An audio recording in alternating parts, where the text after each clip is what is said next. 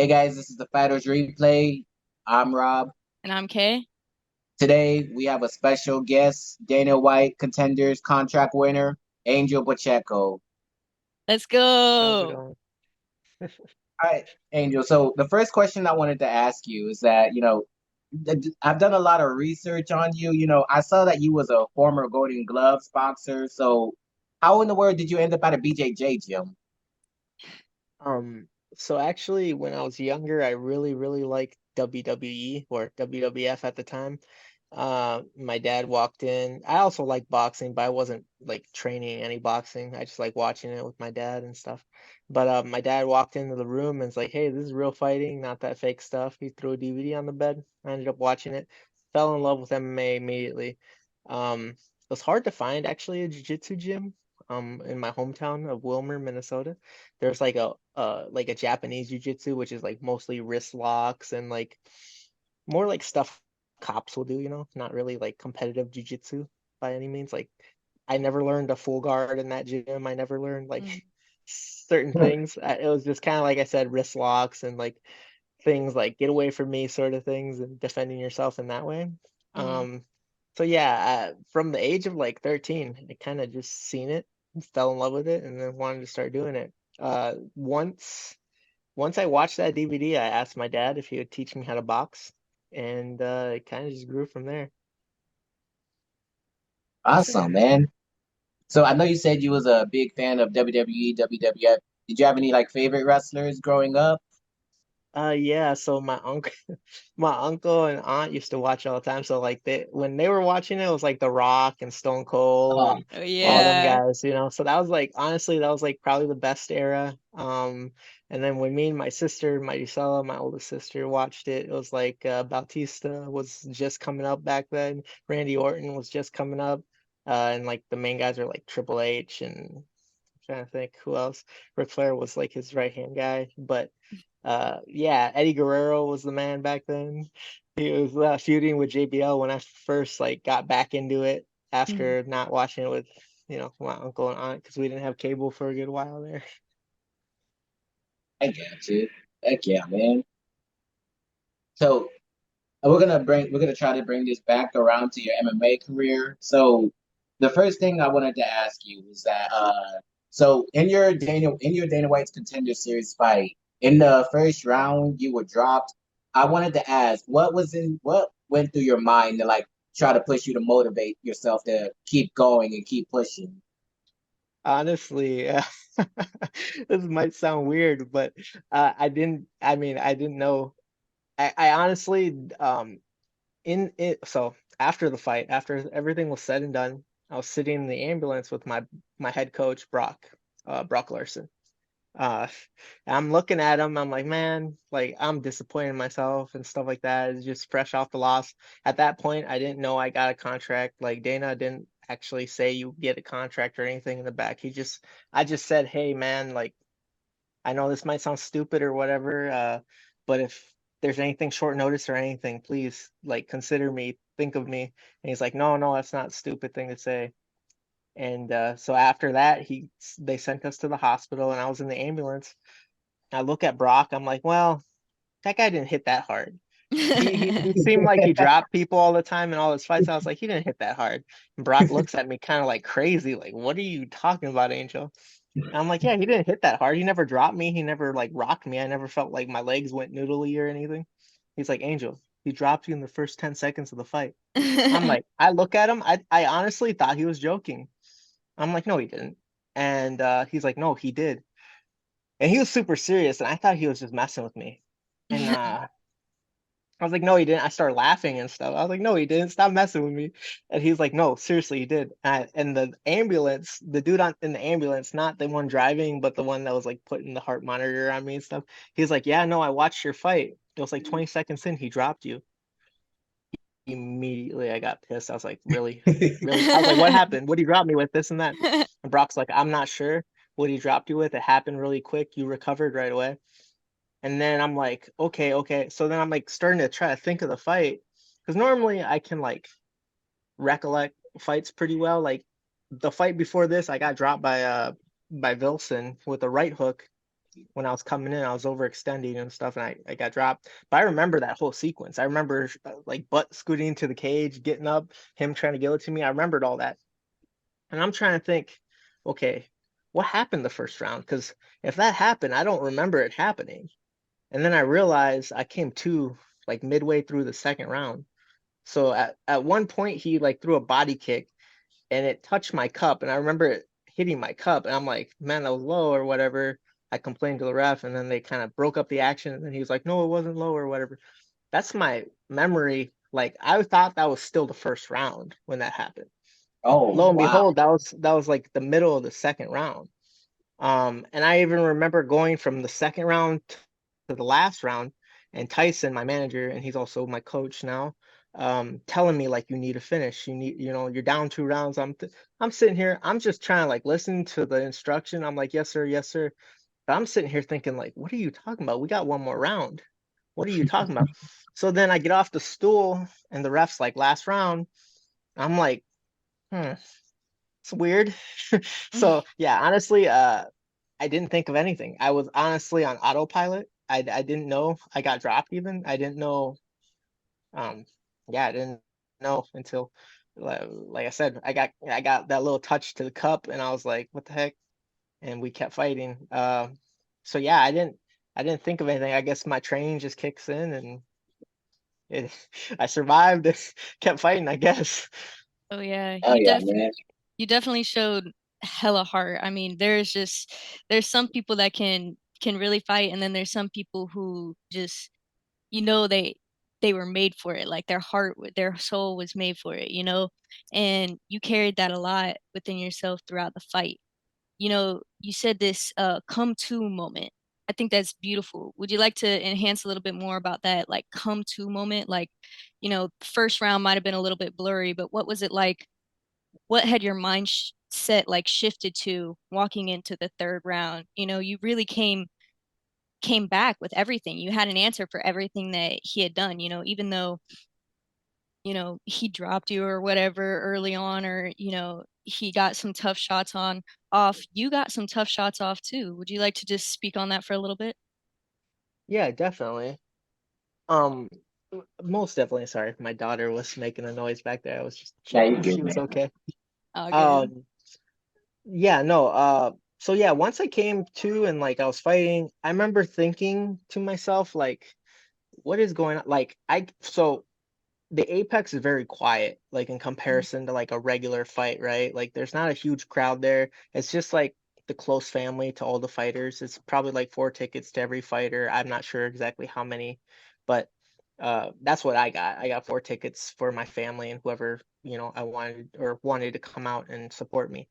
So it's pretty quiet in there. And I remember thinking to myself, I'm hearing my wife yell stuff and my dad yell stuff, my mom and my best friend Chris yelling things to me like, come on, you gotta push through it, da da da. And I'm sitting here thinking like, why am I so tired right now? Why am I like so slow? I felt slow. And this isn't like, I'm not saying that this to like diminish anything Danny did. Obviously Danny dropped me, he hurt me, almost finished the fight first round. So I'm not saying this to diminish him. Just what my mind was going through in the moment is like, I'm thinking to myself, like, why am I so slow? Like, what's going on? I feel slow. I feel tired. Like, and obviously, like I said, I didn't know it was the second round. So it's like, I already fought a round. I'm already a round deep. And I'm just thinking of my body, like, why is my body reacting this way? And then I'm like, after I'm like, okay, it's not getting any better. We just got to kind of push through it, fight through it.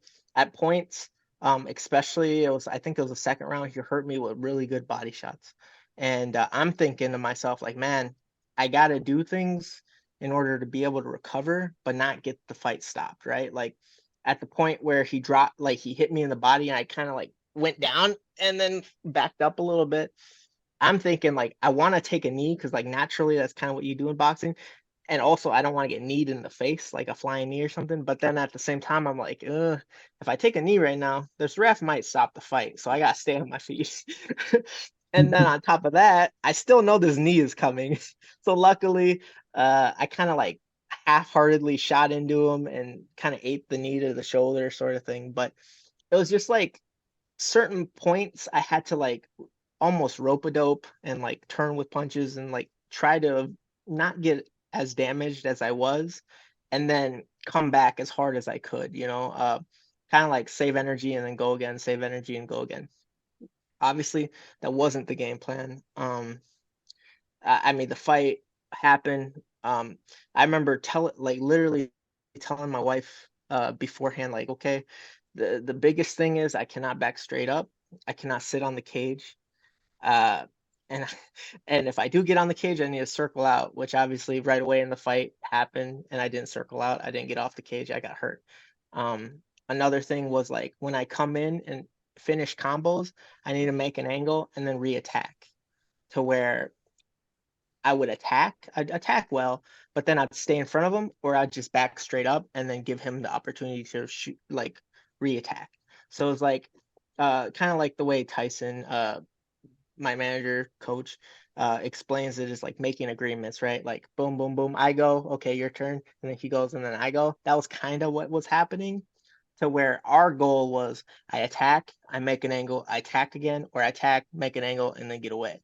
Uh, it didn't work out that way because I got hurt and I stayed in front of him, and I kind of just got into like a dogfight, which we knew uh it could go good for us, but also couldn't go good for us. So obviously I lost the fight, so it didn't go good for me. Um, but it's just judgment calls. Obviously in the moment, it's like I know the frustration is like I was frustrated after the fight because I knew I could do things better, and I knew we planned certain things that I just didn't execute. Like I can know what to do, but if I don't execute, eh, it's pointless, and at that level, I mean, Danny is a great fighter. Anyone I fight in the UFC is going to be a great fighter. At that level, I cannot be making those mistakes when I know exactly what I should do, and that's like the biggest frustration. But yeah, the coming to moment was like also, I feel like it may sound crazy, but that was a really fun fight. It was. I was wearing a lot of emotion and things because of what came with the loss or the win. Obviously, I thought if I lose, I don't get the opportunity to support my family financially, and then I'd have to go back to like local scene fights and things like that. Uh, but overall, like the fight itself was fun. Like I enjoy, especially if it's striking, because that was practically a boxing match in small gloves. So Oh yeah. it was. I mean, I just enjoy it. And the recovery and things. Like honestly, the biggest thing was my ear, my left ear. It was just a lot of cauliflower, and it had a couple holes in it, but that that's pretty much good now. Um, Wow. They yeah, recovered pretty fast, huh? yeah. I mean, at the ER, they did a procedure, and then I actually had to do another one when I got back to Minnesota because the guy said that it wasn't done the best, but that's fine. But yeah, it's good now. Um, so yeah, no, I like I said, I kind of go on tangents, but no, coming to like I said, I enjoyed the fight. The fight was freaking, it was awesome. Like I said, if there's no like negative, no, like that's an awesome fight. I'm proud. Like after talking to like people and stuff like that, like I said, I'm very critical of myself. Like after performances, whether I win or lose, I'm always pretty critical. Um, but like I've gone back and I've watched it twice now, and it's like no matter what, I hate that I made those basic mistakes, but at the same time, I'm very, very proud of the performance I put out uh with that mistake, and it's just it was fun. Overall it was fun. It was great. It's awesome to be kind of a part of history for the Dana White Contender Series. We Oh both we yeah. broke a record and things like that of like significant strikes landed, and I think overall punches like together was like 400 or 500 punches total. So yeah, it's Like crazy. shattered the record too. You guys like tripled the record of of significant strikes in Dana White Contender Series featherweight history. That's so cool, man. And you know, I love that you're taking like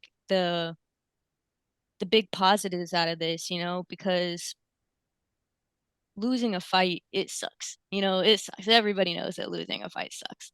But, deep down you won a lot of parts of those fights. You won not only did you physically win a contract, but you also won the experience. You won getting your name out there. You won showing what you're made of, showing what you can take. You won showing and proving that you're here and you're here to stay and you're here to make a statement. And I think that's just the coolest thing to do and to come back. So with that being said, do you already have plans of coming back? Is there a specific opponent that you would love to face in the future? Or like what are your plans, coming out of this? I know it's very premature and you just got out of this scene, so taking a few weeks is of course needed, but what's your plans next? Yeah, no, definitely. After a loss, that's always kind of the thing, right? Like, even when you win, it's like, I want to get back in there because it was so awesome. And then when you lose, it's like, I want to get back in there because I need to correct everything, you know?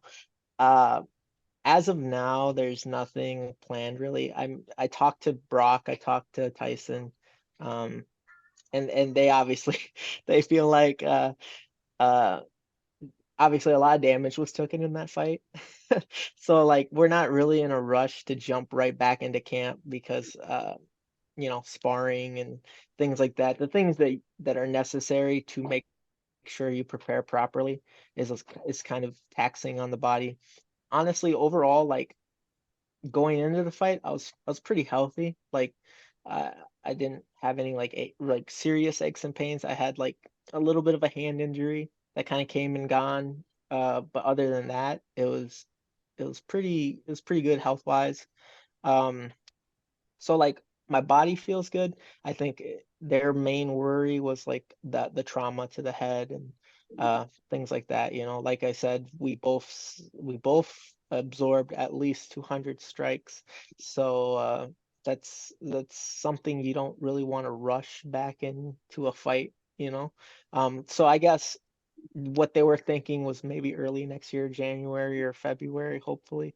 Um, but honestly, I'm despite my last fight being almost a year ago, I enjoy being active. Like I come from amateur boxing where you could practically fight every weekend. Not that I fought that much, obviously, but I enjoy fighting. It's obviously also the way I get paid. Not that I'm like in a rush to fight because of money. But I enjoy it. And as long as I can, fight without injury, and then I would love to jump right back in. Like I said though, just because of the damage I did take, we're gonna probably wait until early next year, unless something comes up in December. But I've been figuring out like all this USADA stuff. It's a little different. Just the process and getting into the pool and whatever else. So I don't know if there's like a period I have to wait before they offer me a fight or what the deal is with that. But um yeah, I would say early next year if I could have my choice. And as for an opponent, uh, honestly, that doesn't matter. I can't I don't like the only guys I know are top 10, top 15 like names in the UFC for like the featherweights. I know a couple guys like Blake Builder. He's a Minnesota guy, but that's the only reason I know who Blake is. Not saying that I want to fight Blake, but I'm just saying uh those are like the only other name like people I know personally. So, Heck yeah, man, that's awesome. So, a question that I wanted to ask is, obviously, it's a lot of disappointment that comes with, losing a fight. But I want to ask, when you're there with your father and your mother and all the family that's there, what was that moment like when you found out you had gotten the contract? okay. So I had just got off the phone with my wife. I talked to her. I was in the ER at the time. Um and they weren't at the ER. They were still in the Apex. My whole family was. Brock was in the ER with me, but he had to wait in the waiting room. I actually seen Danny in the ER as well. We were both there, sitting there. But yeah, so I was actually on the phone with a buddy of mine. He just fought the week before me at LFA in Minnesota. I think he's 5-2 now. His name's Tyler Matheson. He trains at Extreme Couture now, but he originally started at Start BJJ, where I'm from, with Brock and everyone else. He was a good college wrestler and things like that. He's pretty much the opposite of me. Like, not that he's bad at striking, he's a great striker, but he's like a very, very good, like, top grappler. He's a good wrestler. And most of his fights, he ends up taking guys down and just beating the snot out of them, sort of thing. But I was on the phone with him, talking to him, and I was just like saying, pretty much the same thing. I was telling you guys, like, dang, I made this mistake, this and that. And he's like talking to me, and then he's like, "Hey, dude, you just got a contract." And I'm like, what? What are you talking about? Because he was still watching it on the TV, and I'm like, what are you talking about? And he's like, yeah, dude, you just got a contract. I'm like, are you joking? And he's like, no, I'm not joking. You're in the freaking UFC. He's laughing. He's like happy for me. I'm like, oh my God, oh my God. I was like, okay, I gotta call my wife then. And he was like, yeah, you call her. He's like, that's freaking awesome, man. Congratulations, all love and this and that. So I hung up the phone, called her, talked to her. Um, she was obviously happy for me. She was like, we're lucky, pretty much, like this and that. And I'm like, yeah, no, I agree. I'm a Christian, so I'm like, it's God's plan. It is what it is. Like, that was one thing. Um, that's like, as a fighter, like, it's like whatever happens, happens. I think we all prepare, and there's always a winner and a loser. Like, there's never obviously double winner, really. I guess this is the closest situation to a double winner, uh, to where you still get paid your win money and you still get a contract, sort of thing. So yeah, so talking to her, it was great. My dad was kind of quiet about it. I think he was upset with the performance, but like, he's very critical. He's like me. He's very critical about like my performances and stuff like that. My mom was super happy for me. Um, Hugged me, kissed me, love, cried and stuff like that when I seen her. I seen them all in the waiting room afterwards. So my best friend gave me a big hug and things like that. So yeah, it was good. I wish, obviously, it was in a little bit of a different circumstance. Either I won or I just wasn't in the hospital one or two. But overall, it was good. It was good to be around them. I was happy they're all there and stuff like that. So That's really awesome, man. So unfortunately, we won't be holding you for too much longer. We're gonna be running out of time on this Zoom meeting for in a little bit. But I want to absolutely thank you for coming up on for this interview. Thank you for responding to me on Instagram. Not a lot of people do that. I really appreciate your time, man. yeah, no problem. Anytime, guys. Yeah, seriously, Really, thank you. It was an honor, and we can't wait to speak with you again because this is just the beginning, man. Yes, yeah, yes, it man. is. Take care of yourself physically and take care of yourself mentally, man. We wish you the absolute best. You're gonna have a great long career, man. Thank you. I appreciate it. You guys have a good night. Have a good one. Have a good one. You can't break me, I got iron bones. My ground game will leave your mind blown. I'm ready to fight in any time zone. I'm the greatest, you can call me John Jones. Knocking clowns out like I'm Stipe. We can even fight on the freeway. I'ma leave him bloody right where he lay. This is the Fighters Replay.